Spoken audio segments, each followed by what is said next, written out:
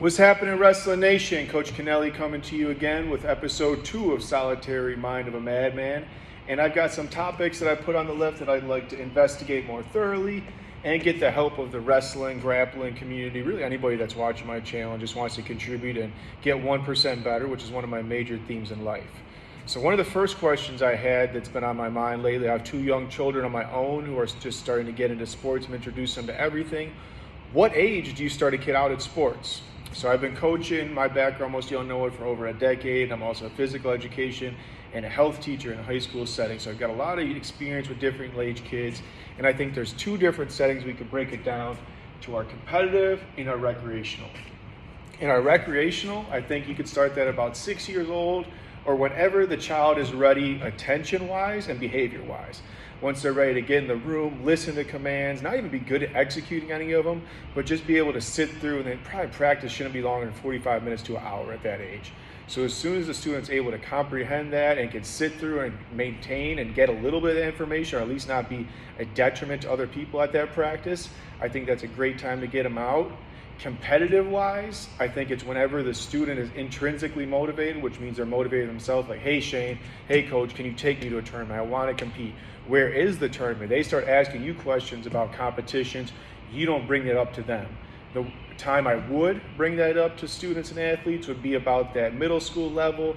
By the time you're at that 6th to 8th grade, I think you should start competing, getting your foot wet a little bit, and just testing out the areas to see where your skills are at compared to in the room to just a competition setting. Not even putting any parameters or goals on it, just getting out there, competing and surviving, and taking it from there, reestablishing your goals. Maybe you smashed everybody, now we start to set big goals, or maybe you got beat up a little bit, we want to figure out what we did wrong and what we want to get better at.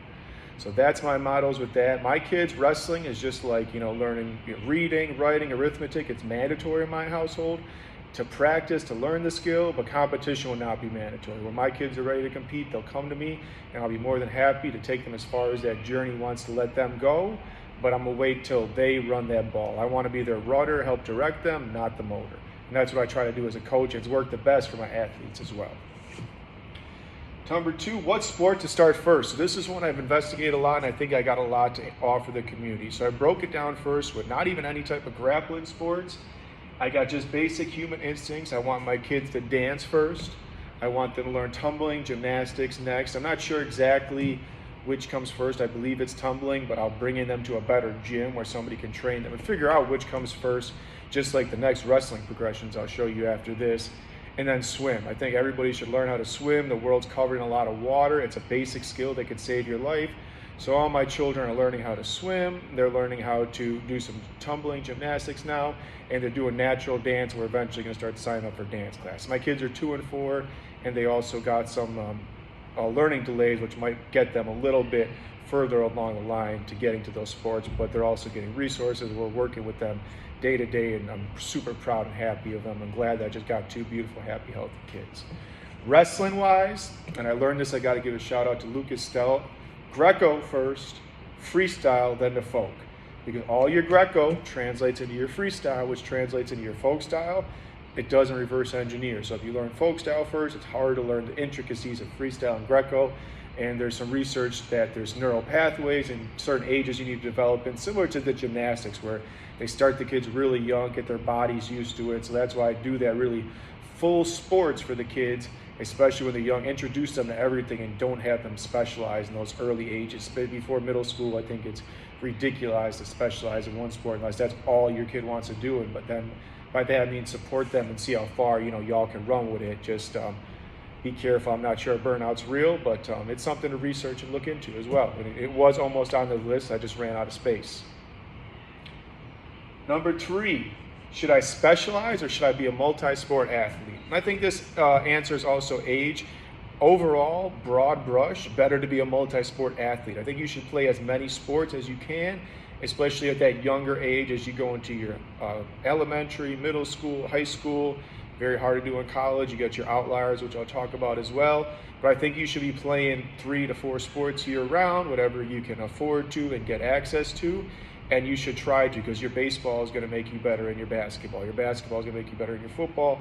Football and wrestling, there's all different intricacies that are all translate over. In wrestling, we use every part of our body as we do in grappling, so we want to just have the most flexibility, strength, and the more benefits and tools we could add to our toolbox, the better overall athlete it's going to make us. And I feel bad for those wrestlers that are only good at wrestling. You give them a ball and they don't know what to do, or they just throw up bricks or everything. Like, I'm average in every sport, not world class in any, so maybe, there's a different line to that when you get older, but I can go into any physical activity and not be laughed off whatever court, field, pitch that it may be on, and just be able to learn the game pretty good, because I love sports and I try to play all sports, and I think all kids should do that. You should specialize about that junior year. So maybe you're looking to play college ball or college wrestle, or maybe you're looking to be a pro. I think about that age, 16 to 17, you're gonna start to know your body type. Maybe you look at your parents, where's my body going? What are my attributes? Like for myself, junior year, I was 135 pounds. My favorite sports were basketball and football, but I didn't have the body type, wasn't gonna grow into the body type, didn't have the attributes to it. So I found wrestling was my best way to channel my body, because wrestling's for everybody, and I found ways to make it work for myself. So you gotta really narrow in and be honest with yourself. And those are tough conversations to have. They're not easy, and some kids break through the mold. You see your Ben Keeters that are trying two sports. I know Dylan Johnson's gonna go to Madison and try it, but it hasn't worked out for too many people. I mean, you got Deion Sanders, Bo Jackson, that's about it. So the outliers are there. I've never tell somebody to quit a sport, but sometimes you might need to lay out the option. Like if you focus and use that going forward, it might be able to get you X, Y, and Z. Maybe you get a scholarship offer, maybe you get an invite to a tryout, or maybe it opens doors that you would only get if you specialized on that, spent more time and get to improve your skills at a more rapid rate, instead of being that jack of all trades that you were able to do as a kid. Kind of like college, you pick a major, pick your sport major is a good analogy for that. And I got kids that are proud to say they're a 3-sport athlete. I do freestyle, folk style, and Greco.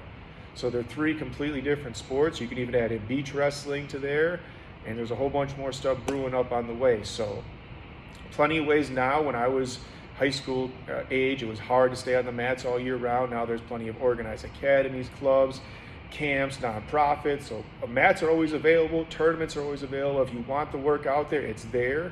And it's not that hard to find. Usually within a couple hours driving distance at the very least, you'll be able to find some. If you can't comment on this, I'll figure out your area and I'll link you up with somebody that is trained and makes you get that training that you're looking for.